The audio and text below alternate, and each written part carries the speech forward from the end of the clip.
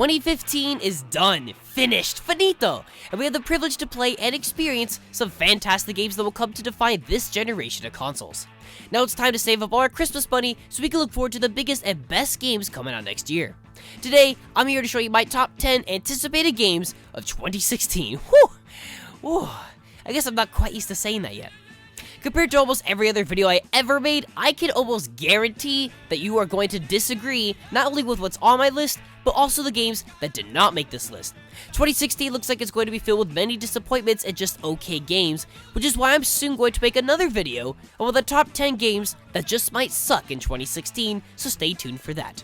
But regardless, the games featured on this list look like they're going to be fantastic, and these are the games I cannot wait to play. The only games that won't be on this list are games that will most likely not come out in 2016. Some games that I highly doubt will come out this year are games like Mass Effect Andromeda and The Last Guardian, but we can still keep our fingers crossed. And right before the video starts, you can pause this right now and comment below, let me know which games you can't wait to play next year. Or if you have no idea what's coming out, you can always wait till after the video to comment below. So without further ado, here are my top 10 most anticipated games of 2016. God, that's gonna take a long time to get used to. 2016. Alright, here we go. With every Mafia tale of video games, movies, and TV shows always beat about Italians in the 40s and 50s, Mafia 3 is switching things up by having you play as a black veteran for the Vietnam War living the Mafia life in 1960s New Orleans. Mafia 3 is relatively similar to Mafia 2 and will probably feature a fantastic and involving story that will really play with your heartstrings. While Mafia 2 featured an open world with almost nothing to do, it looks like its sequel is taking advantage of the open world possibilities by letting you do typical open world things like driving, killing bad guys, and raiding outposts. I can almost guarantee you that Mafia 3 won't revolutionize open world gaming, but I'm crossing my fingers that its story, characters, and actions is just as strong as any other mobster tale out there. Mafia 3 comes out sometime in 2016. Hopefully the phrase sometime in 2016 doesn't translate to maybe in 2016, maybe not, but I guess we'll find out soon enough. Cockblocking is never gonna be this fun. Taking place a year after the Yellowstone fires of '88, you play as a man whose job is to roam the wilderness and stop teenagers from doing crazy teenage things. As you stay in contact with your female supervisor via radio, you end up discovering some very strange things going on in the area. Not stupid supernatural things, but deliberate, mysterious things that someone is doing for an unknown reason. There's so many different things it could possibly be, and the trailer perfectly sets up the entire story. This is a game where the story and the characters are gonna take center stage. I literally fell in love with both main characters just through the minute-long trailer. And it also helps that the game looks gorgeous, where the sun is washed over everything with such an intriguing art style to boost up its beauty. Firewatch comes out on February 9th.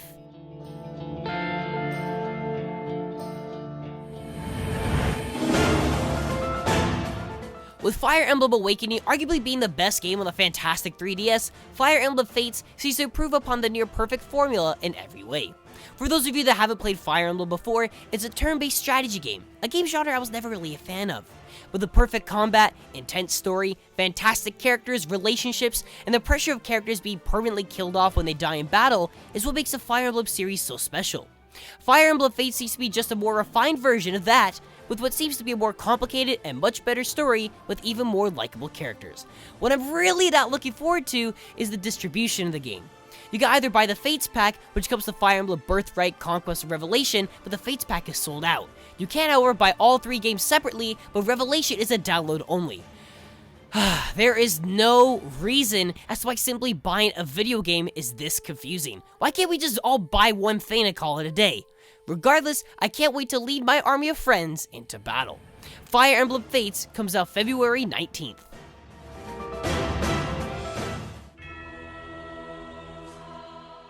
After the genre-defining Bloodborne came out early 2015, developer From Software returning to the critically acclaimed Dark Souls series with their 3rd installment. Dark Souls 3 seems to be more of what makes the series so special.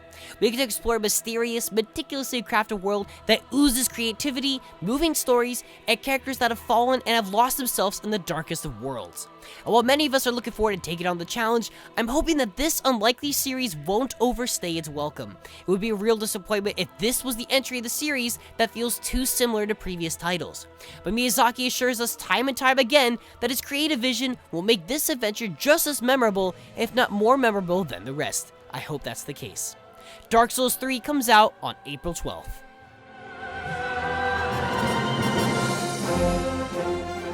One year ago, I put this game on my most anticipated list for 2015. And within that year, we have learned and seen literally nothing on this game, except for the fact that they postponed this game to come out sometime in 2016. The only things we know is that this is a Zelda game for the Wii U, but even with the much rumored NX system coming out, many people predicted that this game isn't even coming for the Wii U. Nintendo has assured us that that is not the case, and that this game will for sure come out on the Wii U.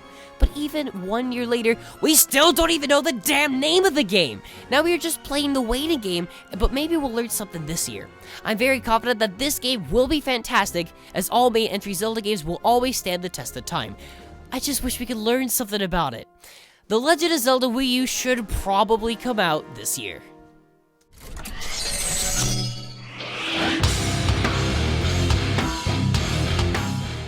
While we only have the revealed trailer as well as a live gameplay demo for this game, For Honor looks like such an intense, intimate action game that I can't wait to get my hands on. Unfortunately, as more information comes in the future, it may be possible that For Honor could be a multiplayer-only game that'll charge full retail price. Sounds familiar? A proper campaign for this game would be amazing if we could switch between Vikings, Samurais, and Knights. The game has you play as, Viking, Samurai, or Knight, and have you battle off in intense close-quarters combat. The combat is slow, calculated, and brutal, which feels different compared to almost every other multiplayer game out there. A game in which reflexes and decision-making are both just as important is a game I can't wait to play. Please don't screw this up, Ubisoft. For Honor comes out sometime in 2016.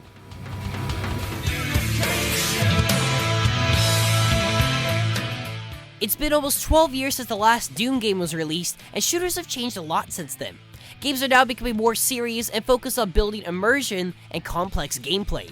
And while I love the direction video games are heading, it's nice to see Doom come back and show us how pure, unadulterated fun is supposed to be.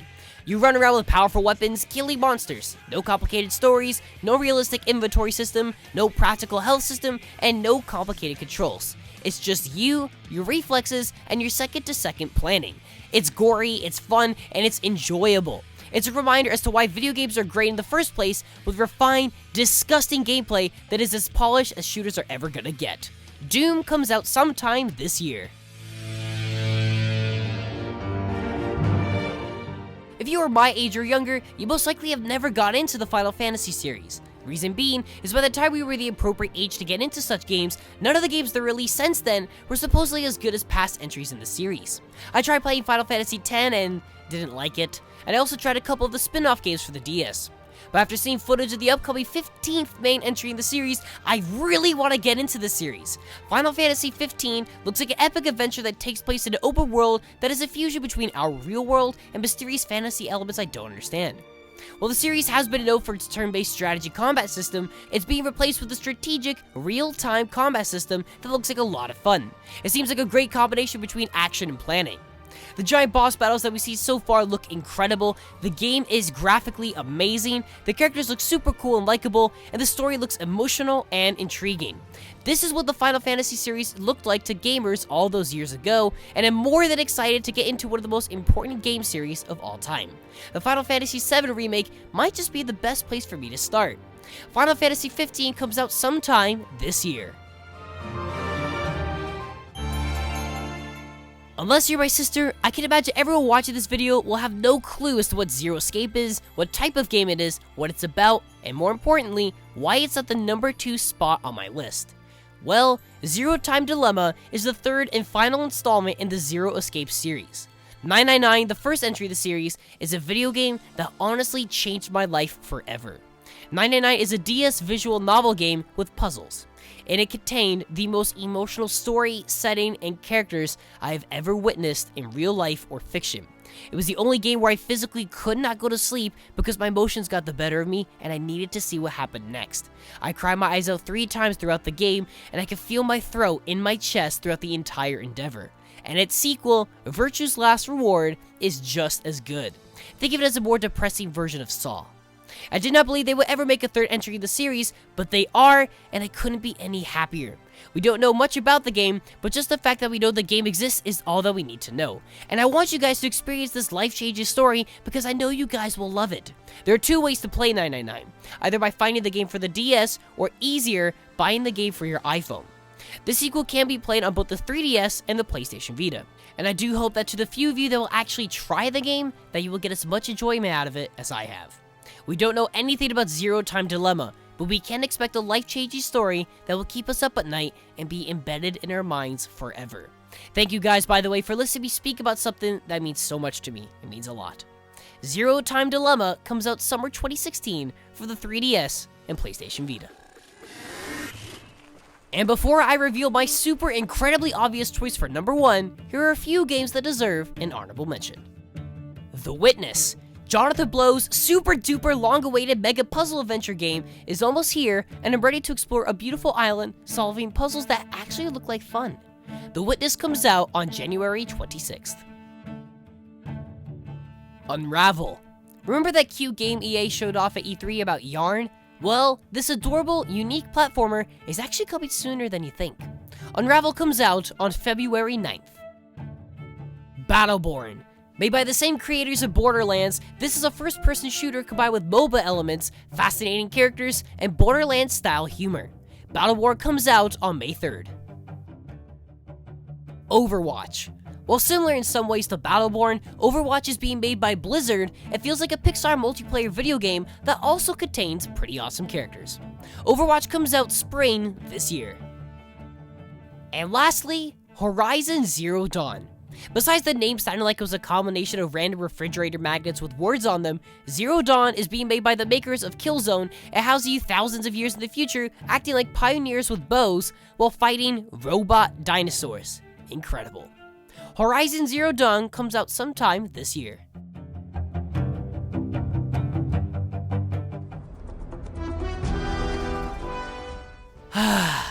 This game will be fantastic.